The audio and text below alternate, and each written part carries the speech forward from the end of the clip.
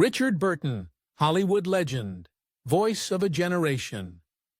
But what about the lives lived in his giant shadow? The stories of his three daughters are ones you likely haven't heard, and they are absolutely fascinating. We're diving deep into the very different paths taken by Kate, Jessica, and Maria Burton, from Broadway stages to private sanctuaries. What really happened to them after the headlines faded? Number 3. Kate Burton. Born in Geneva, Switzerland in 1957, she was Richard Burton's eldest daughter with his first wife, Sybil Christopher. Imagine growing up with Richard Burton as your dad, and for a time, Elizabeth Taylor as your stepmom. Kate herself said they were two of the most famous humans that had ever been actors, and that they experienced the madness. That's quite the childhood. But here's what's super interesting about Kate. She didn't just ride on the family name. She first earned a degree in Russian studies and European history from Brown University, becoming the family's first college grad. Then she headed to the prestigious Yale School of Drama for her Master of Fine Arts, a move that reportedly surprised her father, who'd only attended college briefly. It's like she wanted this solid, independent foundation before even considering an acting career. And that academic rigor has stayed with her. She's now a professor of theater practice at the University of Southern California. Of course, being Richard Burton's daughter was inescapable. She even acknowledged, "I always knew that that would be Kate Burton's daughter of Richard Burton. It's a permanent label."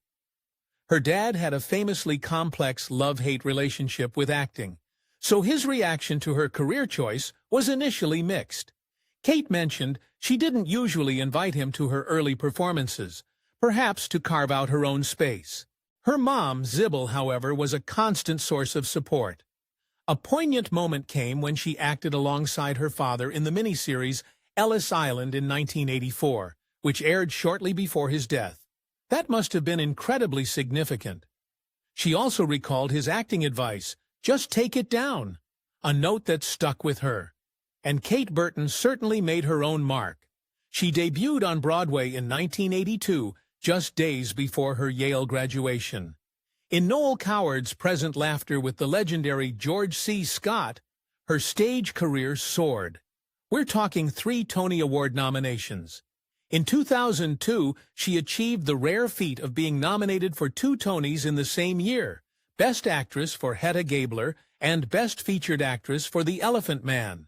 Her Broadway credits are extensive, including Some Americans Abroad, Jake's Women, Company, and Spring Awakening. She even returned to Present Laughter in 2017 in a different role, bringing things full circle. But she wasn't just a theater star. Many will recognize her from major TV shows.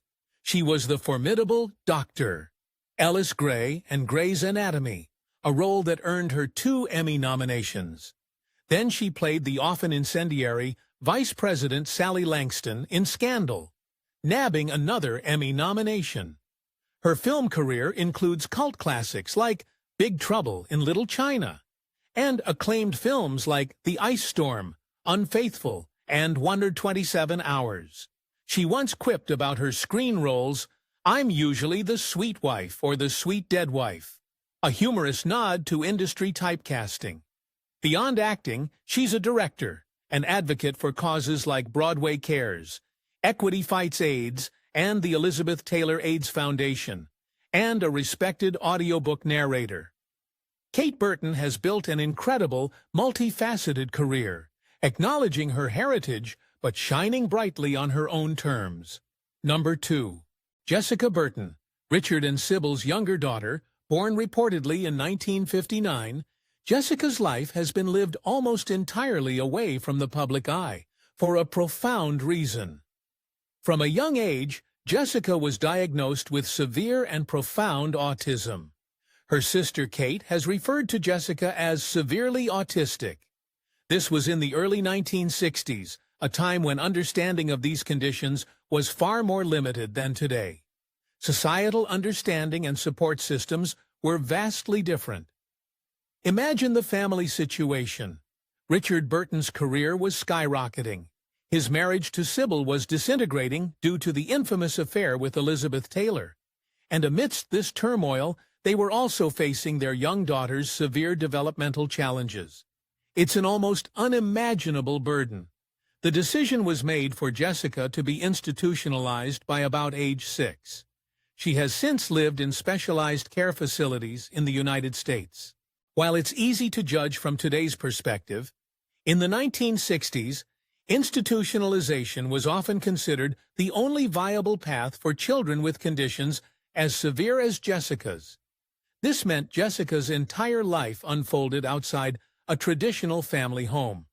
It's a heartbreaking reality that profoundly impacted her family.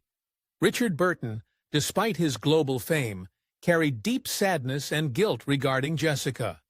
Biographies in his diaries reveal her condition was a source of dark moments. He reportedly felt immense guilt over leaving Sybil and his daughters, and some believe he feared Jessica had inherited her illness from him. But Richard Burton could and did provide for her. His success ensured Jessica would have lifelong, top-quality care. Kate Burton has often highlighted this with gratitude, emphasizing that her father made sure Jessica would be looked after no matter what. His will in 1984 cemented these provisions. Jessica's life has been one of profound privacy and specialized care, shielded by her family's love and resources. It's a story of sorrow, but also of unwavering familial commitment. Number 1. Maria Burton, Carson. Born in Germany on August 1, 1961, her path into Hollywood royalty was unique. Elizabeth Taylor, then married to Eddie Fisher, initiated Maria's adoption from Germany when Maria was 3. Following Taylor's divorce and marriage to Richard Burton in 1964, it was Richard who legally finalized Maria's adoption, giving her the Burton name. Maria's early life was marked by a significant health challenge, a congenital hip defect that required nearly 24 operations, a tough start for any child. Elizabeth Taylor was reportedly fiercely devoted, saying, "I want her all the more because she's ill." This maternal protectiveness likely forged a strong bond. Growing up as Maria Burton meant a life of extraordinary privilege and constant travel. The family moved between film sets, luxury homes, and their famous yacht, the Charisma. Its name a tribute to Burton's daughters, Kate, Liza, Taylor's daughter, also adopted by Burton, and Maria. Richard Burton's diaries show he was an affectionate father. For a child adopted into such an intense environment, this love was likely a crucial anchor. Elizabeth Taylor always considered her children her greatest achievement. As an adult, Maria Burton Carson has largely stepped away from the Hollywood limelight. Reports suggest she pursued a career as a fashion designer and lives a quieter life, possibly in Idaho. This interest might have been sparked by Elizabeth Taylor, a global style icon. She's also described as a philanthropist. While less public in her efforts, her daughter, Eliza Carson, serves as an ambassador for the Elizabeth Taylor AIDS Foundation, continuing that vital humanitarian legacy. Our Maria Burton Carson, has truly prioritized privacy, especially after Elizabeth Taylor's passing.